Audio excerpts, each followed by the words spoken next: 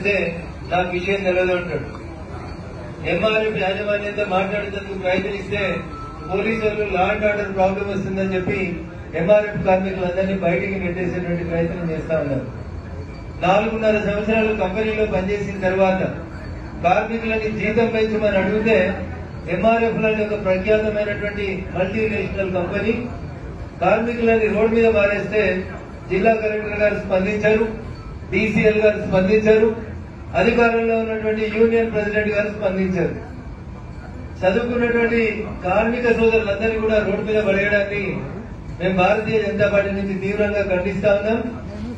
విధుల నుంచి తొలగించినటువంటి ఎంఆర్ఎఫ్ కార్మికులందరినీ వెంటనే తిరిగి ఉద్యోగాలకు తీసుకోవాలని చెప్పి పార్టీ పక్షాన డిమాండ్ చేస్తా ఉన్నాం. లేని పక్షంలో రేపు ఉదయం కంపెనీ గేట్ దగ్గరకు వస్తాం, తొలగించిన కార్మికులందరినీ తీసుకొని వస్తాం. మీరు పోలీసు వాళ్ళని పెట్టుకుంటే మేము ఇంకొక రకమైనటువంటి ఆలోచన చేయాల్సి ఉంటుందని చెప్పి ఎంఆర్ఎఫ్ యాజమాన్యాన్ని ఈ సందర్భంగా హెచ్చరిస్తా ఉన్నాం. చదువుకున్నటువంటి మిత్రులు, గ్రాడ్యుయేట్ ఇంజనీరింగ్ కంప్లీట్ అయినటువంటి మిత్రులు పరిశ్రమలో 10,000కి 12,000కి 4 సంవత్సరాల నుంచి పనిచేస్తా ఉంటే కాంట్రాక్ట్ లేబర్ విధానాన్ని చూస్తూ ఎంకరేజ్ చేస్తున్నటువంటి జిల్లా కార్మిక శాఖ అధికారి నేను కొద్దిసేపటి క్రితం ఫోన్ చేసి అడిగితే నాకు విషయం తెలియదు సార్ అని చెప్తాడు. మా మీడియా మిత్రులు కూడా విజ్ఞప్తి, నిన్న నుంచి ఎంఆర్ఎఫ్ కంపెనీ గేట్ ముక్కడి జరుగుతున్నటువంటి అరాజకాలని కొంచెం బయటి ప్రపంచానికి తెలియజేయాల్సిందిగా మీడియా మిత్రులకు విజ్ఞప్తి చేస్తా ఉన్నాం. ఎంతమంది వర్కర్లు ఉన్నారో అంతమంది పోలీసులను గేట్ కడబెట్టి ఎంఆర్ఎఫ్ కార్మికులందరినీ కూడా నిర్దాక్షిణ్యంగా తొలగించింది కాంగ్రెస్ ప్రభుత్వం. కొత్తగా ఉద్యోగాలు ఇచ్చుడు ఎట్లాగో సాధ్య కాదు. ప్రైవేట్ కంపెనీలు తెస్తా ఉన్నాం, దావోస్ పై పెట్టుబడులు తెచ్చినాం, లక్షల కోట్లు తెచ్చినాం, కొత్త ఉద్యోగాలు చాలా ఇస్తామని చెప్తారు. ఇవాళ చూస్తే ఉన్న ప్రైవేట్ కంపెనీలలో రెక్కాడితే గాని డొక్కా నిండినటువంటి పేద కార్మికులని తీసేస్తే జిల్లా కలెక్టర్, జిల్లా కార్మిక శాఖ, అయ్యా గౌరవ జిల్లా మంత్రి దామోదర్ రాజనరసింహ గారు మీ నియోజకవర్గంలో ఉన్నటువంటి ఎంఆర్ఎఫ్ లో దాదాపు 350-400 మంది కార్మికుల్ని రోడ్డు మీద పడేసిండ్రు. ఈ విషయంలో వెంటనే కాంగ్రెస్ ప్రభుత్వం స్పందించాలని చెప్పి డిమాండ్ చేస్తా ఉన్నాం.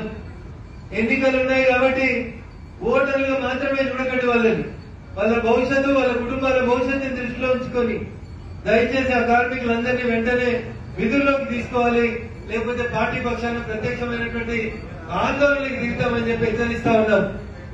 చిన్న విషయమైన భూమ ఉడికిందా లేదా ఒక మెతుకు చూస్తే తెలుస్తుంది. కొత్త పొలంలో వదిలేసేయండి, పొలంలో క్యాలెండర్ వదిలేసేయండి. జాబ్ క్యాలెండర్ మర్చిపోయిన రేవంత్ రెడ్డి గారు వచ్చిన ప్రైవేట్ కంపెనీలలో కొనుగోలు తీసేస్తే కూడా మీ కార్మిక శాఖ నిద్రావస్థలో ఉంది, సుప్త చేతనావస్థలో ఉంది. కాబట్టి దయచేసి అయ్యా ముఖ్యమంత్రి గారు, జిల్లా అధికారులు వెంటనే స్పందించాలని చెప్పి ఈ సందర్భంగా డిమాండ్ చేస్తూ, ఈ నెల 27న జరిగేటువంటి ఎన్నికల్లో మీకందరికీ తెలుసు, కేవలం భారతీయ జనతా పార్టీ మాత్రమే మొదటి నుంచి పేద ప్రజల పక్షాన, నిరుద్యోగుల పక్షాన 317 జీవో మీద అయినా, డిఎస్సి నోటిఫికేషన్ కోసమైనా, జాబ్ రిక్రూట్మెంట్ క్యాలెండర్ కోసమైనా, పోయిన ప్రభుత్వంలో అయినా ఇప్పుడైనా కొట్లాడుతున్నటువంటి ప్రభుత్వం, కొట్లాడుతున్నటువంటి పార్టీ భారతీయ జనతా పార్టీ తప్ప ఇంకొకరు కాదు. రాహుల్ గాంధీ దొరికొస్తారు, అశోక్ నగర్ దగ్గరకు వస్తారు, ట్రైనింగ్ ఇన్స్టిట్యూట్ల దగ్గర తీసుకుపోతారు, గొప్పగా చెప్తారు కాంగ్రెస్ అధికారంలోకి వస్తే జాబ్ క్యాలెండర్ ఇస్తామని.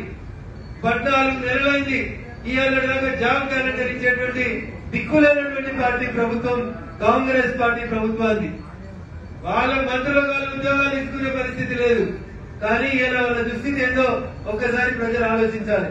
అందుకని 14 నెలల తర్వాత ఈ రాష్ట్రంలో జరగబోతున్నటువంటి ఒక ఎన్నికల్లో 70% ఆఫ్ ద డిస్ట్రిక్ట్స్ పాల్గొంటున్నటువంటి చోట, మేధావులు ఓటేసినటువంటి చోట దయచేసి ఇది ఒక పరీక్షగా భావించి లిట్మస్ టెస్ట్ గా ఈ రాష్ట్ర ప్రభుత్వ పరిపాలనకి దీన్ని లిట్మస్ టెస్ట్ గా భావించి దయచేసి కాంగ్రెస్ టీఆర్ఎస్ పార్టీకి అయితే అడ్రస్ లేదు, కాంగ్రెస్ పార్టీకి గుణపాఠం చెప్పాలని చెప్పి ఈ సందర్భంగా మీకు అందరికి మీ ద్వారా ఓటర్ మహాశైలకి, టీచర్ మహాశైలైతే విఘ్నులు, మనకు తెలుసు the destiny of a nation is decided in the 4 walls of classroom. ఏ దేశ భవిష్యత్తునైనా నిర్మించేది టీచర్లే.